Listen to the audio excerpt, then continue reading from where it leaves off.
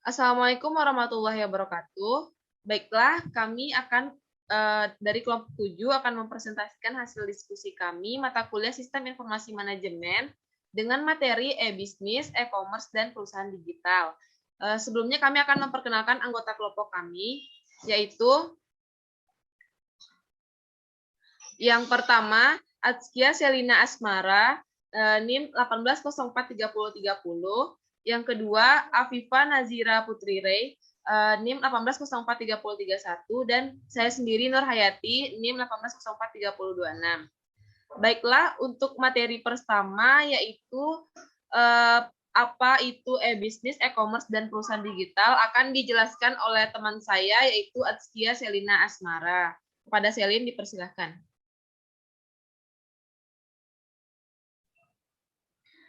Baiklah, terima kasih kepada moderator yang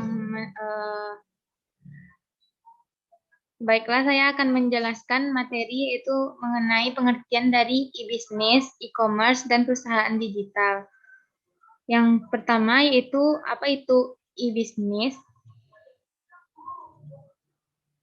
E-bisnis sendiri atau bisnis elektronik merupakan suatu penggunaan teknologi digital dan internet dalam menjalankan proses-proses bisnis utama dalam suatu perusahaan, yang mana e-bisnis ini sendiri meliputi kegiatan pengelolaan internal pada suatu perusahaan dan juga kegiatan koordinasi dengan pemasok dan rekan bisnis lainnya.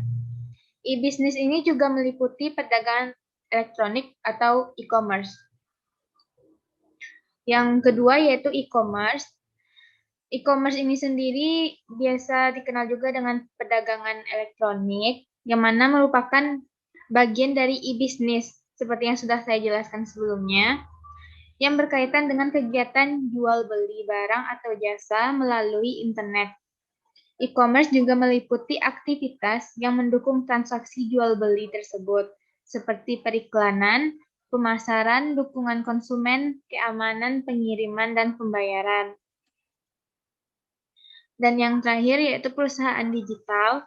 Perusahaan digital sendiri adalah suatu perusahaan di mana di mana semua hubungan bisnis organisasi penting dengan pelanggan, para penyalur, dan karyawan dimungkinkan dapat ditengahi secara digital. Kemudian untuk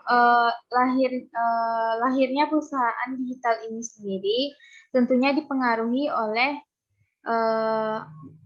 besarnya peningkatan e-commerce atau meningkatnya transaksi jual beli secara online di dunia, yang mana itu ditandai pada tahun 2012 diperkirakan 184 juta warga Amerika melakukan pembelian secara online dan 150 juta membeli sesuatu secara online seperti yang dilakukan orang-orang lain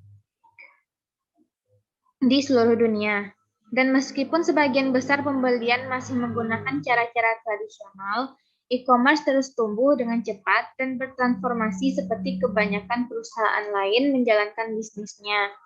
Pada tahun 2012, e-commerce, penjualan barang, jasa, dan konten akan mencapai 363 miliar dolar, sekitar 9% dari keseluruhan penjualan retail dan tumbuh pada angka 15% per tahun. Hanya dalam kurun waktu 2 tahun, e-commerce telah tersebar mulai dari komputer hingga perangkat mobile. Dari aktivitas yang terisolasi hingga ke bisnis sosial baru, dan dari sebuah bisnis Fortune 1000 dengan pengguna nasional hingga penjual dan pelanggan lokal yang lokasinya terdeteksi oleh perangkat mobile. Baiklah, saya kembalikan kepada moderator. Terima kasih kita ucapkan kepada Selin yang telah menyampaikan materi pertama. Selanjutnya itu materi kedua, sistem pembayaran e-commerce yang akan saya sampaikan sendiri.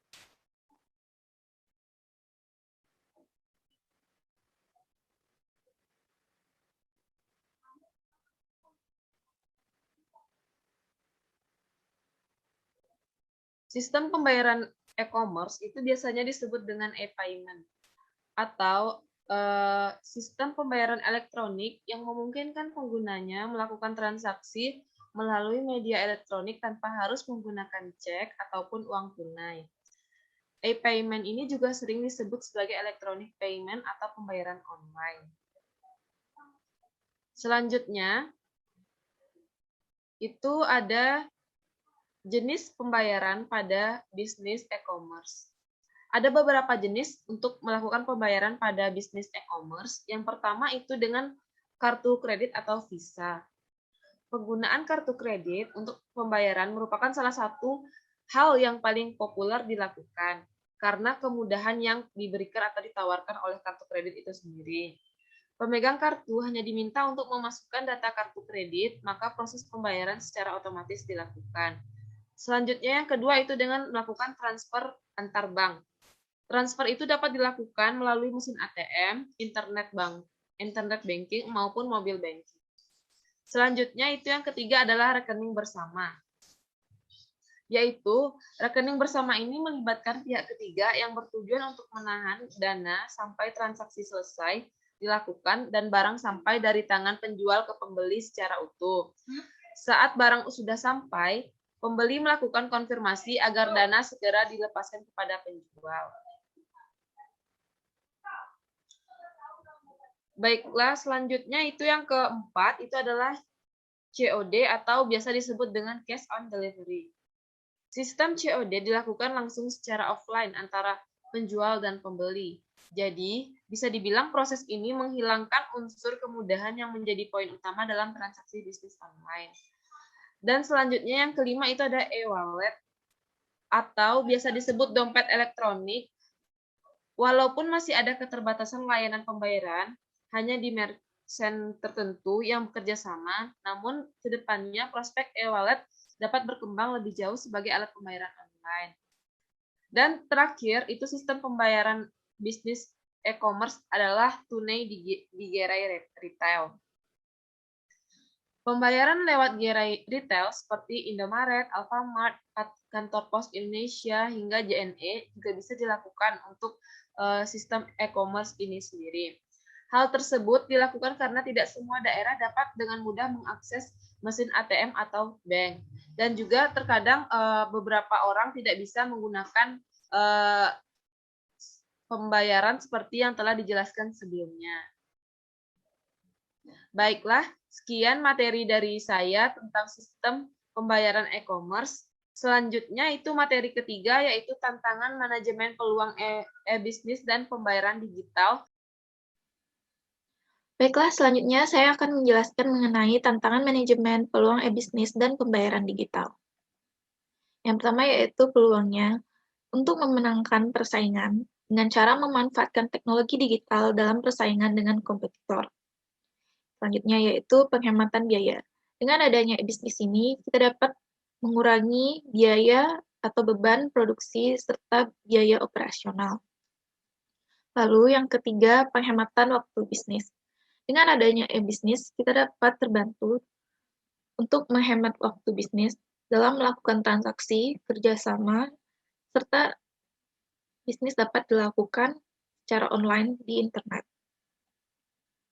Selanjutnya, yaitu meningkatkan pangsa pasar. Dengan adanya e-bisnis, kita dapat memperluas pangsa pasar dengan mudah melalui internet. Selanjutnya yaitu aliran pendapatan. Dalam melakukan e-bisnis, kita dapat meningkatkan aliran pendapatan, yaitu dalam transaksi kerjasama yang dilakukan secara online di internet. Aliran pendapatan ini dapat lebih menjanjikan, serta tidak dapat ditemui di sistem transaksi tradisional.